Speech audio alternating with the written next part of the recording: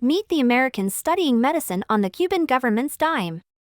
It's a medical school like no other, the largest of its kind in the world.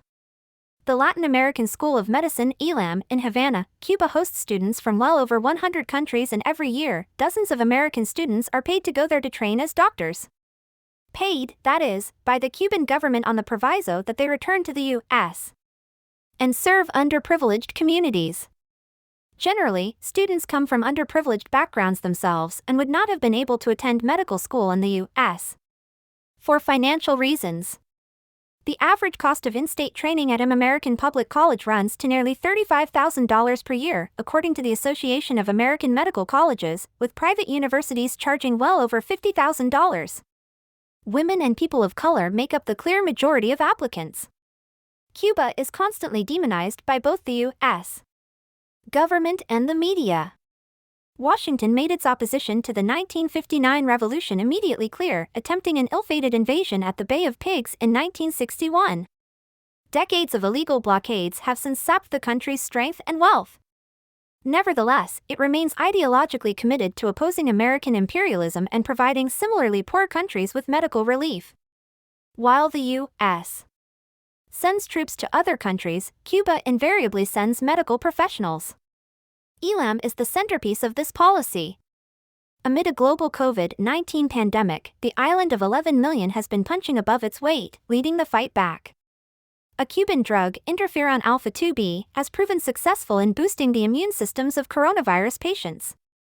Fearing a public relations defeat, the United States government is actively trying to pressure countries to refuse aid from Cuba. Despite this, last week, 140 medical personnel left the country to travel to northern Italy, the current hotspot of the virus. "This is a global battle and we have to fight it together," said Carlos Armando Garcia Hernandez, a nurse who volunteered for the mission. Doctors have also been sent to many neighboring islands, as well as Venezuela, Suriname, and Nicaragua. Mint Press News spoke with two American attendees of ELAM to understand why they chose Cuba and how they found themselves on the tiny Caribbean island that has been shunned by American media and foreign policy. "It was like going to the UN," said Sarpoma Sefabokai, a Ghanaian American who studied there between 2002 and 2009. Dr. Sefabokai now practices family medicine in San Diego. "Walking to school every day," she said, she passed dorm rooms filled with Africans, Latin Americans, and students from other Caribbean islands, all speaking different languages. "The teaching here is of the highest quality," Olive Albanese assures me, with class sizes similar to those in American medical schools. Albanese is a fifth-year student from Milwaukee, Wisconsin, currently studying at ELAM. "They actually recruit for students from the most humble communities around the world, people whose families would never be able to afford them a medical education, because we are the ones who will make the most humble and conscientious doctors," she adds. While Albanese applied to study because she wanted a university experience that would challenge her in more ways than just academically, Dr. Sefabokai had no idea about the existence of such a possibility until she was spending time in Ghana and was shocked to meet Cuban doctors speaking her parents' language of Twi.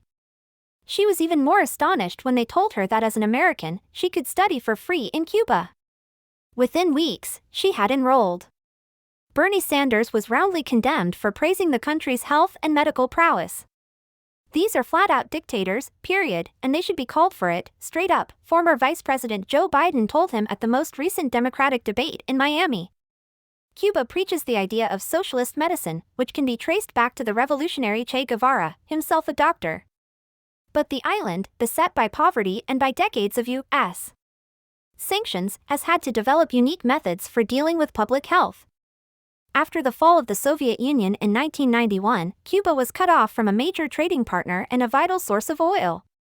In a similar fashion to its current actions against countries like Iran and Venezuela, the U.S. greatly increased sanctions on the island, imposing a unilateral and illegal embargo. With no oil and without the ability to pay for imported food or goods, the economy was devastated, and Cuba entered what it euphemistically calls the special period. Across the country there was widespread hunger, with caloric intake sharply decreasing and a generalized loss of weight among the population. The death rate among the elderly greatly increased. Necessity meets invention. Out of necessity, Cuba abandoned oil-thirsty, mechanized agriculture and embraced local, organic gardening, small-scale farming, permaculture, and a more vegan diet. As such, the changes, forced upon the population out of desperation, ultimately led to positive changes in diet, industry, and lifestyle. Today, Cubans enjoy a longer life expectancy than Americans. The period is explored in the documentary The Power of Community: How Cuba Survived Peak Oil. The health industry was also forced to change to a cheaper system of preventative medicine. Health professionals across the country were assigned local neighborhoods and instructed to visit and consult with every resident, nipping problems in the bud before they developed into costly diseases. Thus, teenage obesity was dealt with cheaply through advice on cooking, diet, and exercise courses before it could metastasize into extremely expensive heart surgery. Dr. Suffobokai arrived at the tail end of the special period. We spent 6 months on diabetes my first year in medical school because authorities were like, we cannot have a diabetes epidemic here, so whatever was needed in the community to fight the extremely costly lifelong condition, that was a special focus in our training, she said. To combat dengue fever, she noted, local community doctors and students like her made home visits to ensure no one was keeping large stores of water that could be a breeding ground for mosquitoes. The benefit of this, Albanese says, is that medical authorities have incredibly detailed statistics about health problems in every neighborhood. Every neighborhood has its own local doctors and consultation offices, meaning everyone can see a physician for free, and one who lives within a short walk, too. No one slips through the cracks, she says. This has developed into a much more integral system. We had to learn about the biological, psychological, social determinants of a human being. That meant that you not only had to treat the person by themselves, you had to treat them within the context of the community. And within the community was the ability to use medicine like acupuncture, plant-based foods, acupressure, and more, Suffobokai adds. A different kind of healthcare. There are certainly downsides to studying in Cuba, not least the intensive Spanish language courses non-speakers must take. The internet is still infuriatingly slow and patchy on the island. The government continues to be highly mistrustful of it. Perhaps they have reason to be. The U.S. government was secretly behind multiple friendly-looking social networks aimed at Cubans that were, in fact, attempts to foment regime change from within, sending users anti-communist propaganda and prompting them to attend anti-government demonstrations. The result is that it requires a huge effort to maintain long-distance relationships with friends and family back home, according to Albanese. Because of the embargo, there are also still shortages of testing kits and other equipment, meaning that practicing in Cuba does have its challenges.